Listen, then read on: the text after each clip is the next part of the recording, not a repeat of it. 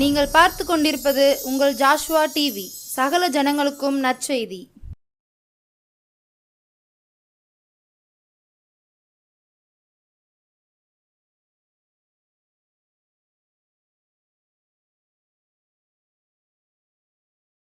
கர்த்தரும் உலக இரட்சகருமாகிய கிறிஸ்து இயேசுவின் நாமத்தினாலே ஜோஸ்வா டிவி நேயர்களை மறுபடியும் சங்கீர்த்தன வார்த்தையின் நேரத்தின் வழியாக கிறிஸ்து இயேசு நாமத்தினாலே சந்திப்பதிலே ரொம்ப ரொம்ப மகிழ்ச்சி. நாம் இன்றைக்கு சற்று நேரம் தியானத்திற்கு என்று எடுத்துக்கொண்ட வேத பகுதி 42ஆம் சங்கீதத்தில் 9வது வசனத்தில் உள்ளவைகளை நான் வாசிக்கிறேன். இதுதான் இன்றைக்கு நம்முடைய தியானமாக இருக்கிறது. நான் என் கன்மலையாகிய தேவனை நோக்கி, ஏன் என்னை மறந்தீர்? சத்துருவினால் ஒடுக்கப்பட்டு நான் ஏன் துக்கத்துடனே திரிய வேண்டும் என்று சொல்லுகிறேன். அப்படியே நம்ம தலையை தாழ்த்தி ஜெபிப்போமா? இஸ்ரவேலின் பரிசுத்தரை நோக்கி பார்ப்போமா? நான் என் கன்மலையாகிய தேவனை நோக்கி, ஏன் என்னை மறந்தீர்? என் சத்துருவினால் ஒடுக்கப்பட்டு நான் ஏன் துக்கத்துடனே திரிய வேண்டும்?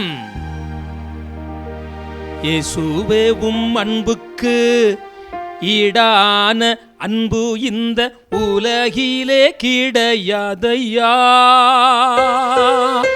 உம்மை போல உண்மை உள்ள தெய்வம் வேறே எங்கேயுமே கண்டுகொள்ள முடியாதையா. இயேசுவே, உம் அன்புக்கு ஈடான அன்பு இந்த உலகிலே கிடையாதையா. உம்மை போல உண்மை உள்ள தெய்வம் வேறே எங்கேயுமே கண்டுகொள்ள முடியாதையா.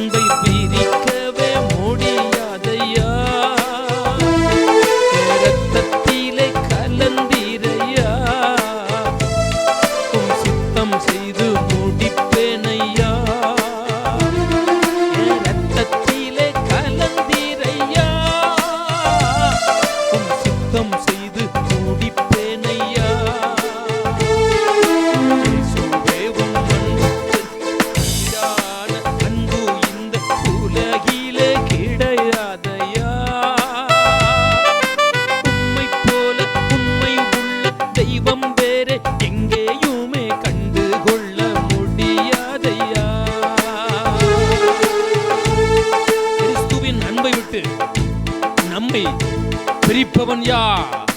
பஞ்சமோ, பசியோ, பட்டினியோ, நாச மோசமோ, இவைகளெல்லாம் கிறிஸ்துவின் அன்பை விட்டு நம்மை பிரிப்பதில்லை. நம்முடைய தேவனாகிய கர்த்தர் நம்மை மறப்பதில்லை. பிரியமானவர்களே, நாம நாளிலும் கூட கன்மலையாகிய தேவனை நோக்கி, ஏன் என்னை மறந்தீர் என்று அந்த வசனத்தை தியானிக்கிறோம். ஹல்லேலூயா. பிதாவாகிய தேவனே, கர்த்தராகிய இயேசுவே, பரிசுத்த ஆவியானவரே, கொஞ்ச நேரம் இந்த வேத வார்த்தைகளை தியானிக்கும்படி ஜோஸ்வா டிவி மூலமாக வந்திருக்கிறோம். அப்பா, என்னை மறைத்து நீர் வெளிப்பட வேண்டும். உம்முடைய பிள்ளைகளுக்கு இது பிரயோஜனமாய் இருக்க வேண்டும். இது உம்முடைய நாமத்திற்கு மகிமையாயிருக்க வேண்டும். என்னை மறைத்து நீர் வெளிப்படும். இயேசுவின் நாமத்தில் ஜெபிக்கிறேன் எங்கள் ஜீவன் உள்ள நல்ல பிதாவே. ஆமென், ஆமென். அன்பானவர்களே, நாம் இன்றைக்கு கூட சற்று நேரம் தியானத்திற்கு எடுத்துக்கொண்ட வேத பகுதி 42ஆம் சங்கீதம் 9வது வசனத்தில், நான் என் கன்மலையாகிய தேவனை நோக்கி ஏன் என்னை மறந்தீர்? பிரியமானவர்களே, இந்த சங்கீத புஸ்தகத்தில் இந்த பக்தன் இப்படியாக ஒரு கேள்வியை பிதாவாகிய தேவனிடத்தில், கர்த்தரிடத்தில், தன் தாயின் கருவிலே உருவாக்கினவரிடத்தில், தன் தாயின் கருவிலே முன் குறித்தவரிடத்தில் ஒரு கேள்வியை கேட்கிறான். ஏன் என்னை மறந்தீர்? சிங்கத்திற்கும் கரடிக்கும் தப்புவித்த கர்த்தர், கோலியாத்திற்கு தப்புவித்த கர்த்தர் அப்பொழுதெல்லாம் மறக்கவில்லையே, இப்பொழுது ஏன் என்னை மறந்தீர்? ஒரு கேள்வி. அதுவும் இல்லாமல் என் சத்துருக்களின் நிமித்தம் நான் ஏன் துக்கத்துடனே திரிய வேண்டும்? பிரியமானவர்களே, இந்த சங்கீத புஸ்தகத்தில் ஒரு ஏக்க குரலோடு, அதாவது ஒரு எதிர்பார்ப்போடு, எதிர்பார்ப்பு வராத ஒரு நிலை, விரும்பின நன்மைகள் வந்து சேராத ஒரு நிலை, அந்த நேரத்தில் தான், அப்படிப்பட்ட ஒரு சூழலில் தான் இன்னும் நெருக்கம், தனிமை, துன்பம், இது நிமித்தம் தான் 8வது வசனத்தில், ஆகிலும் கர்த்தர் பகற்காலத்திலே தமது கிருபையை கட்டளையிடுகிறார், ராக்காலத்திலே அவரை பாடும் பாட்டு என் வாயில் இருக்கிறது. என் ஜீவனுடைய தேவனை நோக்கி விண்ணப்பம் செய்கிறேன். நோக்கி, நான் என் கண்மலையாகிய தேவனை நோக்கி.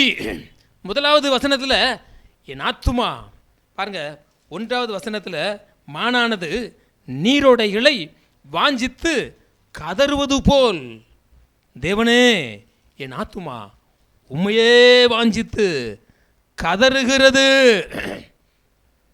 தண்ணீர் வேண்டுமென்று தாகத்தோடு இருக்கிற மான்கள் இப்படியாக தண்ணீருக்காக கதறுவது போல நான் என் தேவனை நோக்கி கதறுகிறேன். காரணம், இந்த ஏன் என்னை, நான் என் கண்மலையாகிய தேவனை நோக்கி ஏன் என்னை மறந்தீர்? பிரியமானவர்களே, இந்த சோகமான ஒரு நிலை, துக்கமான ஒரு நிலை, தள்ளாடுதலான ஒரு நிலை, இப்படி உள்ள நிலையில் இந்த மனுஷன் இப்படியாக இந்த பாடலை, இந்த சங்கீதத்தை பாடி சங்கீர்த்தனம் பண்ணியிருக்கிறான். பிரியமானவர்களே, ஒவ்வொரு மனிதர்களும் ஒவ்வொரு டேஸ்ட் அவர்களுக்கு பிடிக்கும். ஒருவருக்கு சந்தோஷம் பிடிக்கும், ஒருவருக்கு மீடியமானவைகள் பிடிக்கும், ஒருவருக்கு துக்கத்தில் மூழ்கி கர்த்தர் ஆறுதல் கொடுக்கிறது பிடிக்கும். ஆனால் இதில் அப்படித்தான், இந்த வேத வசனத்தில், இந்த 42ஆம் சங்கீதத்தில் 9வது வசனத்தில், நான் என் கண்மலையாகிய தேவனை நோக்கி ஏன் என்னை மறந்தீர்? நான் என் சத்துருவினால் ஒடுக்கப்பட்டு ஏன் துக்கத்துடனே தெரிய வேண்டும்? ஒருவேளை நீங்கள் இதில் இந்த பக்தனுக்கு விசுவாசம் இல்லையோ, நம்பிக்கை இல்லையோ, தேவனை விட்டு தூரம் போய்விட்டானோ? இல்லை, நம்பிக்கை 100 மடங்கு இருக்கு, விசுவாசம் 100 மடங்கு இருக்கு. இன்னும் தேவன் என்னை மறக்க மாட்டார் என்கின்ற ஒரு அசைக்க முடியாத ஒரு உறுதி உள்ளத்தில் இருக்கு. ஏன்னா 2வது வசனத்தில் நான் வாசிக்கலாம். 42ஆம் சங்கீதம் 2வது வசனத்தில், என் ஆத்துமா தேவன் மேல், ஜீவன் உள்ள தேவன் மேலேயே தாகமாயிருக்கிறது. பாருங்க, அவனுக்குள்ள விசுவாசம் இல்லாட்டா கர்த்தர் அவனை மறந்திருப்பார். ஆனால் அவனுக்கு கர்த்தருடைய நடத்துதல் எல்லாம் விட்டால் இப்படி ஒரு வார்த்தையை சொல்ல மாட்டான்.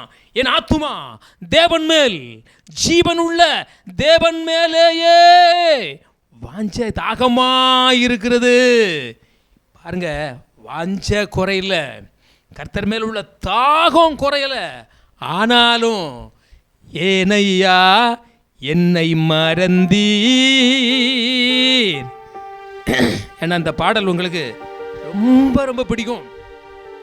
இந்த பக்தனிடத்துல கர்த்தர் கொடுக்கும் போது, இந்த பாடலை நீ பாடுகிற போது, ஆறுதலற்று இருக்கிறவங்க இந்த பாடல் மூலம் ஆறுதல் அடைவாங்க.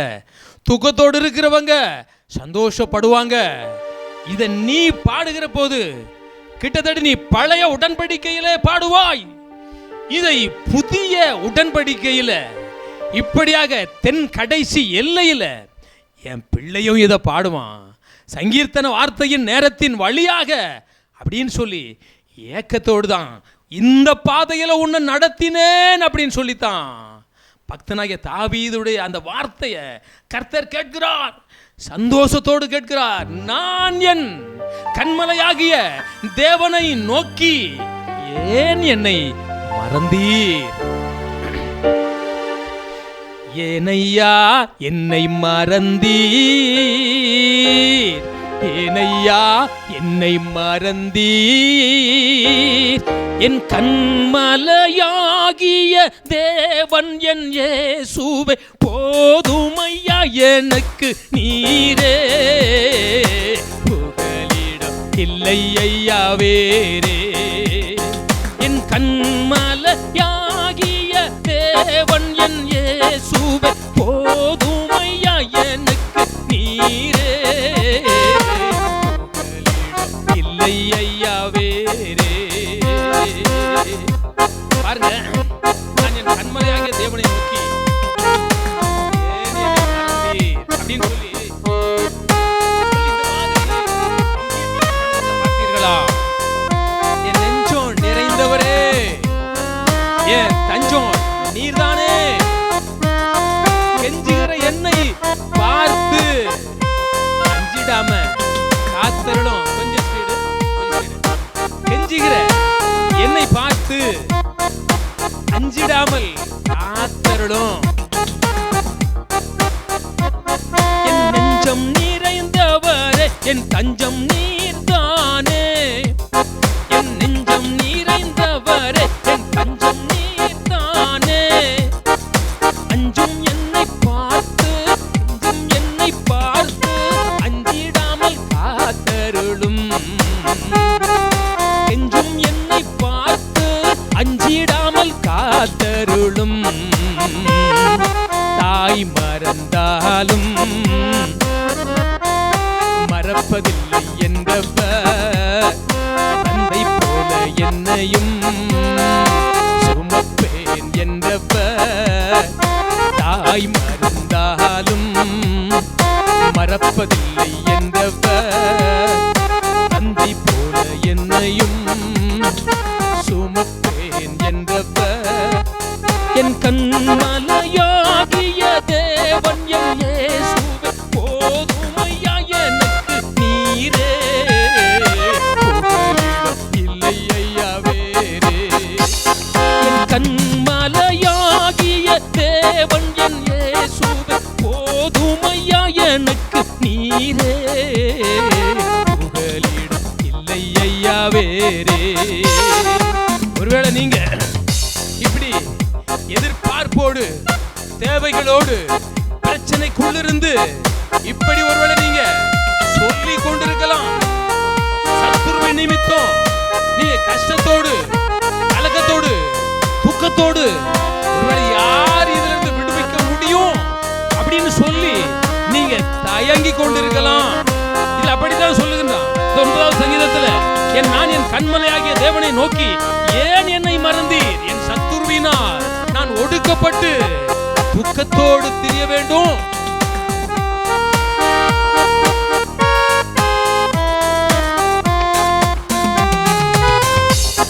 என் சத்துருவினாலே தீனம் ஒடுக்கப்பட்டு, என் சத்துருவினாலே தீனம் ஒடுக்கப்பட்டு துக்கத்துடன் திரிகின்ற என்னையும் மகிழ்ந்திடச் செய்திடுமே.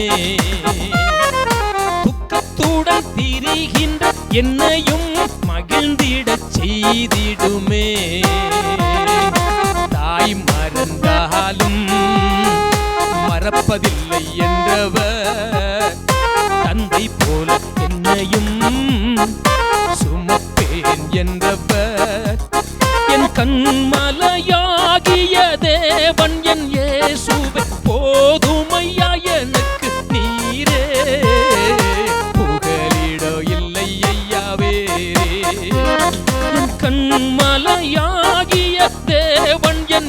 இயேசுவே போதுமையா எனக்கு நீரே, புகலிடம் இல்லை ஐயா வேறே. பிரியமானவர்களே, ஒருவேளை நீங்க தூக்கத்திற்குள் மூழ்கி கொண்டிருக்கலாம்.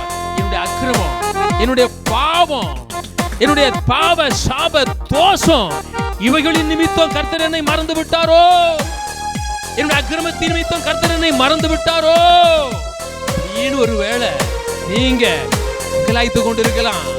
பாவ சாப தோஷம், நம்முடைய அக்கிரமங்களுக்கெல்லாம் ஆண்டவராய் இயேசு கிறிஸ்து 2000 ஆண்டுகளுக்கு முன்பதாக கல்வாரி சிலுவையிலே உனக்காக எனக்காக பலியாகி உயிர்த்தெழுந்தார்.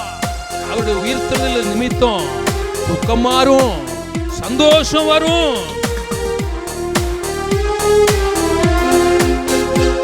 என் பாவத்திற்காய் மாறித்து உயிர்த்தெழுந்தவரே, நீ எப்படி சொல்லலாமா? என் பாவத்திற்காய் மாறித்து உயிர்த்தெழுந்தவரே, உம்மை ஏன் உம்மை மட்டும் நம்புகின்றேன், என்னை கைவிடாதிருமே. உம்மை நம்புகின்ற என்னை கைவிடாமல் காத்திடுமே. என் பாவத்திற்காய் மரித்து உயிர்த்தெழுந்தவரே,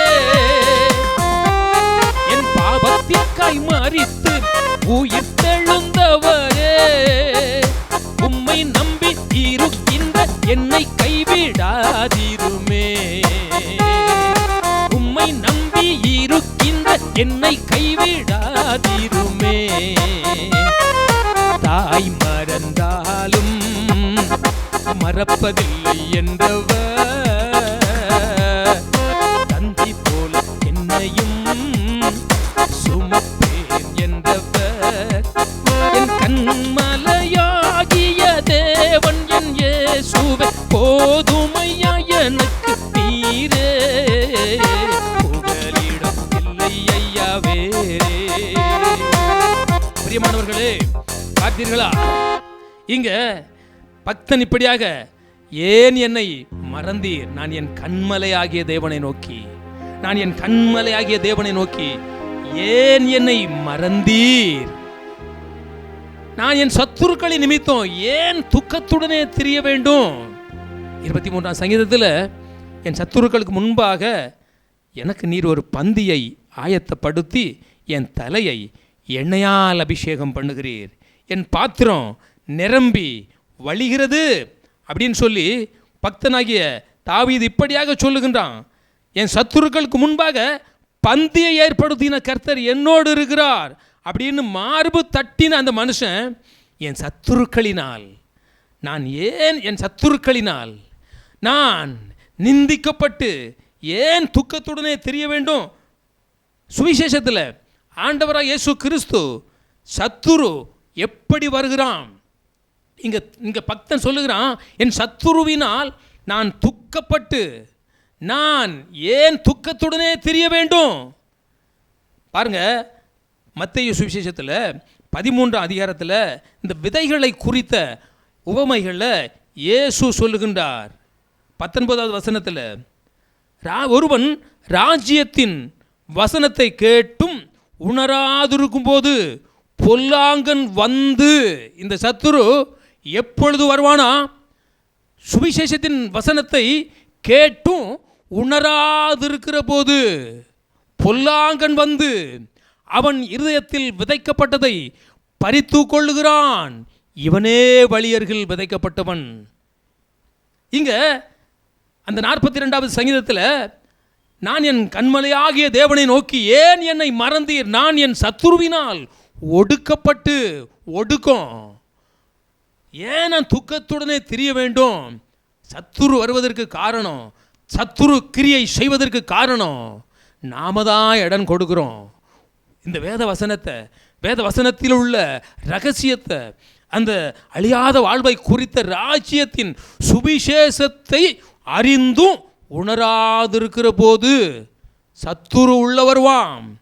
பிரியமானவர்களே, நீங்கள் பிசாசுக்கு இடம் கொடாதிருங்க, பிசாசுக்கு இடம் கொடாதிருங்க. அவனுக்கு எதிர்த்து நில்லுங்க, அவன் உங்களை விட்டு ஓடி போவான். எப்படி இந்த சத்துரு வேலையை கொண்டு வருவான்? இந்த காரியம் நடக்குமா?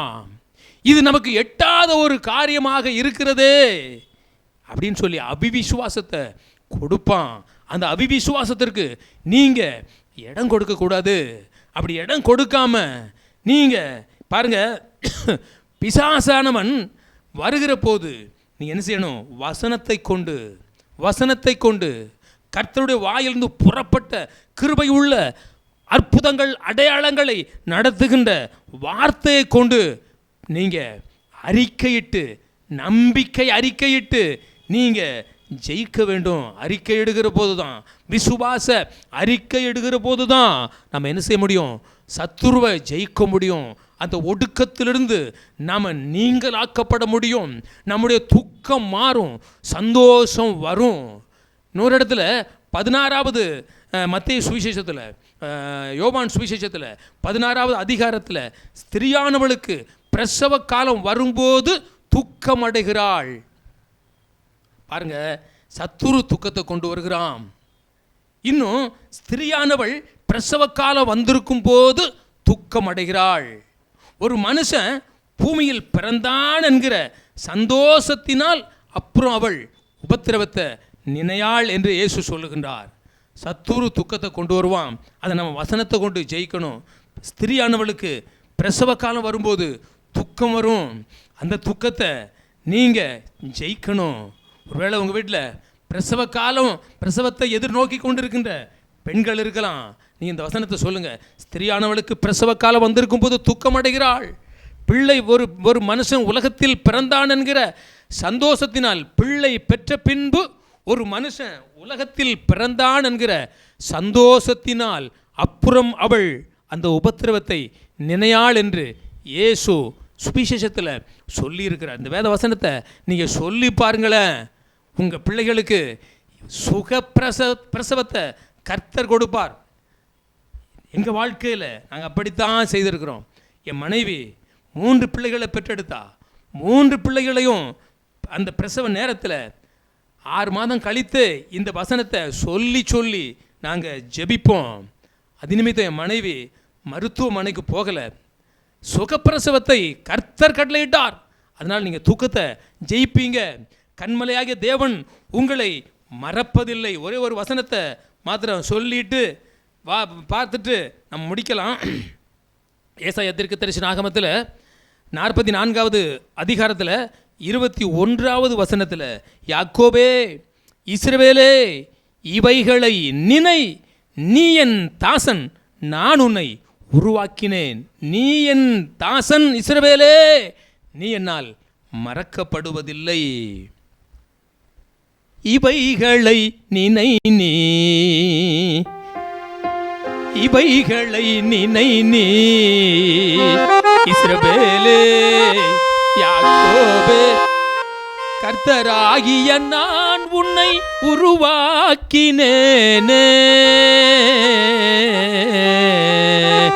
இவைகளை நினை நீ இஸ்ரவேலே யாக்கோபே, கர்த்தராகிய நான் உன்னை உருவாக்கினேனே. இவைகளை நினை நீ, இவைகளை நினை நீ இஸ்ரவேலே யாக்கோபே, கர்த்தராகிய நான் உன்னை உருவாக்கினேனே. இவைகளை நினை நீ, இவைகளை நினை நீ இஸ்ரவேலே யாக்கோபே, கர்த்தராகிய நான் உன்னை உருவாக்கினேனே. என்னாலே நீ மறக்கப்படுவதில்லையே, என்னாலே நீ மறக்கப்படுவதில்லையே. ஒரு போதும் உன்னை விட்டு விலகுவது இல்லையே. என்னாலே நீ மறக்கப்படுவதில்லையே. ஒரு போதும் உன்னை வெறுப்பது இல்லையே. உன்னை விட்டு விலகுவது இல்லையே, உன்னை விட்டு விலகுவது இல்லையே, ஒருபோதும் கைவிடுவது இல்லையே. இவைகளை நினை நீ இஸ்ரவேலே யாக்கோபே, கர்த்தராகிய நான் உன்னை உருவாக்கினேனே. நீ என் தாசன் இஸ்ரவேலே, நீ என்னால் மறக்கப்படுவதில்லை. சொல்லுகின்றான், ஏன் என்னை மறந்தீர் என்று. ஏசாயா தீர்க்கதரிசன ஆகமத்தில் அன்பான யோசுவா டிவி நேயர்களே, உங்களை பார்த்துதான் யாக்கோபே இஸ்ரவேலே இவைகளை நீ நினை, நான் உன்னை உருவாக்கினேன், நீ என் தாசன் இஸ்ரவேலே, நீ மறக்கப்படுவதில்லை. அப்படியே நாம தலையை தாழ்த்தி ஜெபிப்போமா? இஸ்ரவேலின் பரிசுத்தரை நோக்கி பார்ப்போமா? அவர்கள் அவரை நோக்கி பார்த்து பிரகாசம் அடைந்தார்கள், அவர்கள் முகங்கள் வெட்கப்பட்டு போகவில்லை. பிரியமானவர்களே, 42வது சங்கீதத்தில் 9வது வசனத்தில் பக்தன் இப்படியாக, நான் என் கண்மலை ஆகிய தேவனை நோக்கி ஏன் என்னை மறந்தீர் என்ற ஒரு கேள்வியை கேட்கிறது போல இருக்கிறது. ஆனாலும் இங்க 44ஆம் ஏசாயா தீர்க்கதரிசன ஆகமத்துல இவைகளை நீ நினை இஸ்ரவேலே, யாக்கோபே நான் உன்னை உருவாக்கினேன், யாக்கோபே நீ என் தாசன், உன்னை நான் மறப்பதில்லை, ஒருபோதும் உன்னை விட்டு விலகுவதில்லை. அன்பின் ஆண்டவரே, அதிசயமானவரே, ஆலோசனை கர்த்தாவே, இந்த இரவு வேளையிலும் கூட ஜோஸ்வா டிவி மூலமாக சங்கீர்த்தன வார்த்தையின் நேரத்தின் வழியாக கொஞ்ச நேரம் வேத வார்த்தைகளை தியானித்தோம். இந்த வார்த்தைகளில் உள்ள வல்லமை ஜனங்களுக்குள்ளே சென்று, அப்பா நம்முடைய பிள்ளைகள் எவைகளை நினைத்து தூக்கத்தோடு திரிந்து கொண்டிருக்கின்றார்களோ, தேவன் என்னை கைவிட்டாரோ, மறந்து விட்டாரோ என்று குழம்பிக் கொண்டிருக்கின்றார்களோ, அந்த காரியத்திலிருந்து நம்முடைய பிள்ளைகள் விடுதலை அடையும்படி இஸ்ரவேலே நீ என்னால் மறக்கப்படுவதில்லை என்று சொல்லுவீராக, பக்கம் இழுத்துக் கொள்வீராக. இயேசுவின் நாமத்தில் ஜெபிக்கிறேன் எங்கள் ஜீவனுள்ள நல்ல பிதாவே. ஆமென், ஆமென்.